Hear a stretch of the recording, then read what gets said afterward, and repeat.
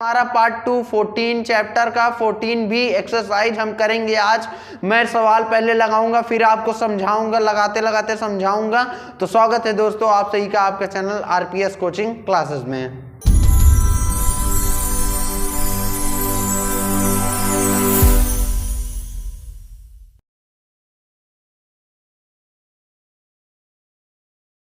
पहले सवाल करते हैं। तो पहली सवाल क्या कह रहा है, पार्श्व चित्र में ओ वृत्त का केंद्र है। ओ जो है ये ओ वृत्त का क्या है, केंद्र है।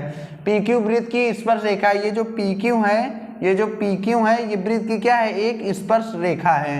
और पी जो है इसमें स्पर्श बिंदु यानी कि वो पी जो है स्पर्श बिंदु यानी कि पी बिंदु पर ये वृत्त को छू रही है ये रेखा। और एंगल ओ पी क्यू का मान ज्ञात करना है, यानी एंगल ओ पी क्यू का मान हमें निकालना है। बीच में जो रहता है उसी का मान हम क्या करते हैं, निकालते हैं। तो यानी एंगल पी का मान हमें निकालना है। तो एंगल पी का मान हमें निकालना है। तो मैंने आपसे कॉन्सेप्ट में कहा था कि अगर कोई स्पर्श रेखा है उस पर अगर कोई त्रिज्या लंब खड़ी है तो वहाँ कितने डिग्री का एंगल बनाती है, 90 डिग्री का एंगल बनाती है। उसमें भी मैंने बताया था, इसमें भी बता दे रहा हूँ, फिर से बता दे रहा हूँ। अगर कोई त्रिज्या स्पर्श रेखा पे लंब खड़ी है तो वहाँ कितने डिग्री का एंगल बनाएगी, दोनों तरफ 90 डिग्री का एंगल बनाएगी। 90 डिग्री का, इधर भी 90 डिग्री का बनाएगी, इधर भी 90 डिग्री का बनाएगी।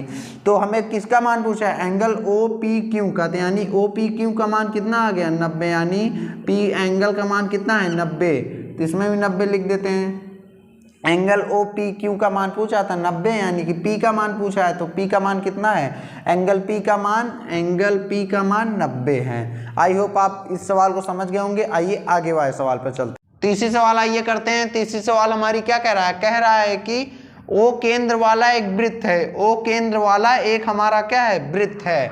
वृत्त पर एक बिंदु P दिया है। हम कहीं भी एक बिंदु P मान लेते हैं। मान लीजिए यहाँ मैंने एक बिंदु क्या माना, P माना। मैंने यहाँ एक बिंदु P माना। बताइए कि बिंदु P से वृत्त की कितनी स्पर्श रेखाएं खींची जा सकती हैं। उत्तर का कारण चित्र खींचकर स्पर्श कीजिए। हमें बताना है कि ये जो बिंदु P है इससे वृत्त की कितनी स्पर्श रेखाएं खींची जा सकती हैं। तो कितनी स्पर्श रेखाएं खींची जा सकती है बिंदु P से, बिंदु P से सिर्फ एक ही स्पर्श रेखा खींची जा सकती है। क्योंकि मैंने आपसे क्या कहा था कॉन्सेप्ट में कि एक बिंदु से वृत्त की केवल एक ही स्पर्श रेखा खींची जा सकती है। तो बिंदु P से वृत्त की कितनी स्पर्श रेखाएं खींची जा सकती हैं। बिंदु P से ऐसे लिख दीजिएगा, बिंदु P से वृत्त की एक ही स्पर्श रेखा खींची जा सकती है। एक ही स्पर्श रेखा खींची जा सकती है। स्पर्श रेखा खींची जा सकती है। स्पर्श रेखा खींची जा सकती है।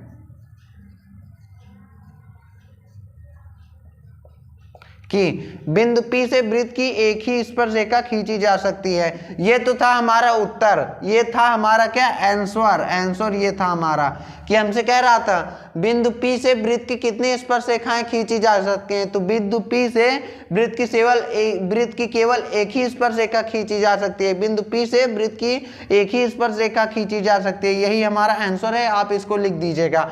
कारण पूछ रहा है कि क्यों एक ही स्पर्श रेखा खींची जा सकती है, क्योंकि एक बिंदु से वृत्त की केवल एक ही स्पर्श रेखा खींची जा सकती है। मैंने आपको कॉन्सेप्ट में क्या बताया था, याद कीजिए कि बिंदु P से यानी कि एक बिंदु से केवल एक ही स्पर्श रेखा खींची जा सकती है। 2 बार 3 बार मैं बता चुका हूं ये बात।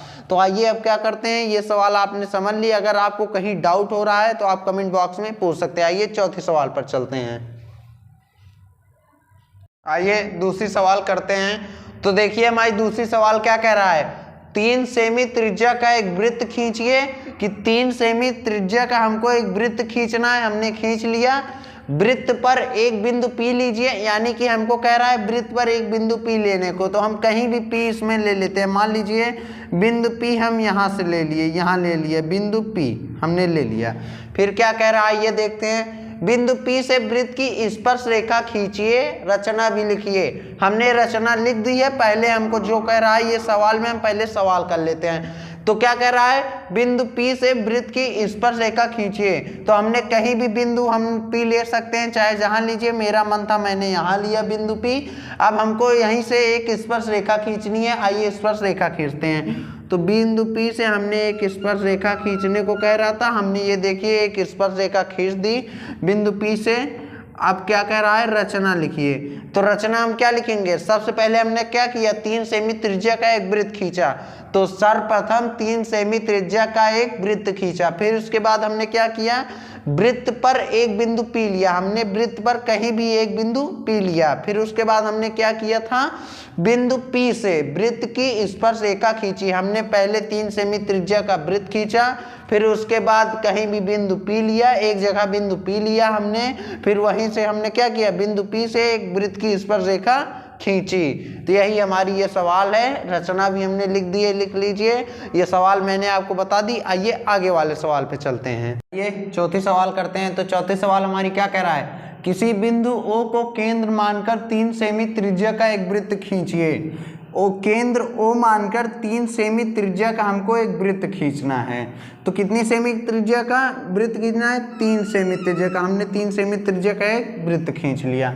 फिर उसके बाद क्या कह रहा है, चांदा और पटरी की सहायता से, चांदा और पटरी की सहायता से इस वृत्त की 2 त्रिज्याएं OA और OB, OA और OB इस प्रकार हैं कि एंगल AOB बराबर है 125।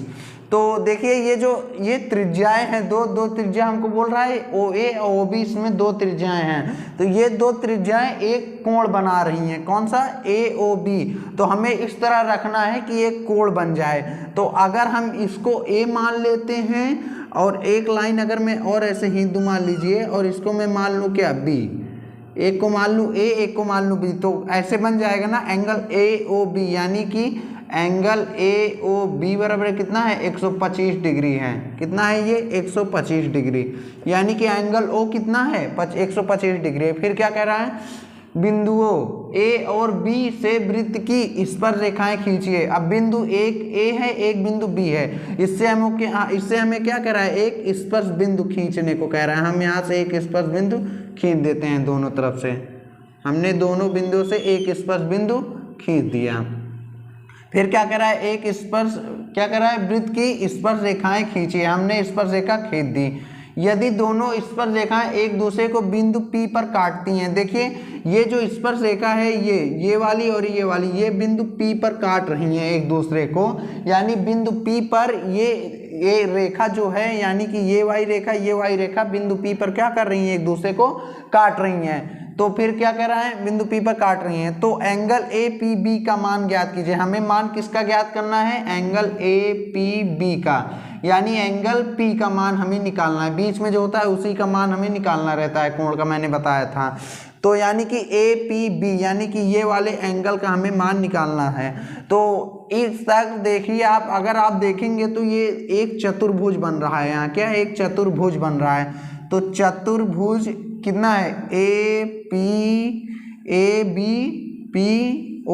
बराबर है, जिसमें angle A plus angle B plus angle P plus angle O, चतुर्भुज के अंतःकोणों का योग कितना होता है, 360 डिग्री होता है। सभी एंगल को हम जोड़ देंगे कितने के बराबर आ जाएगा, 360 डिग्री के।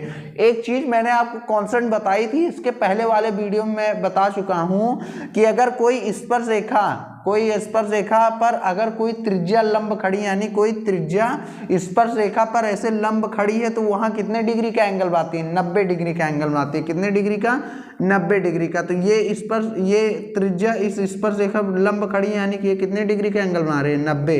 ये भी वाली त्रिज्या इस स्पर्श रेखा खड़ी है, तो ये भी कितने डिग्री का एंगल बनाएगी, 90 डिग्री का एंगल बनाएगी।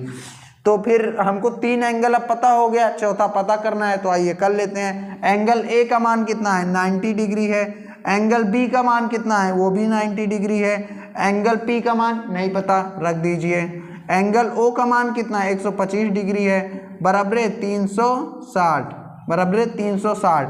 अब 360 हो गया। अब सबको जोड़कर फिर उधर भेजते हैं, पंचांतर करते हैं। 90 को जोड़ेंगे 180 आएगा, 180 और 125 को जोड़ेंगे तो कितना आएगा, 305 आएगा, 305 बराबर कितना 360।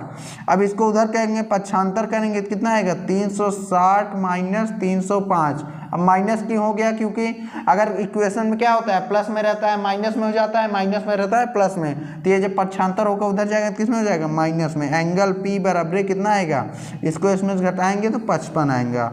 तो एंगल P का मान कितना आएगा, यानी कि 55 डिग्री। कितना 55 डिग्री। एंगल P का मान 55 डिग्री, यानी एंगल APB का मान कितना आएगा 55 डिग्री। ऐसे हमको ये सवाल करनी है, ऐसे हम इसको करते हैं। आई होप आपको वीडियो अच्छा लगा होगा। वीडियो अच्छा लगे तो वीडियो को लाइक सब्सक्राइब एंड शेयर करना ना भूलें। जल्द ही मिलेंगे अगले पार्ट में। जय हिंद दोस्तों, तब तक के लिए।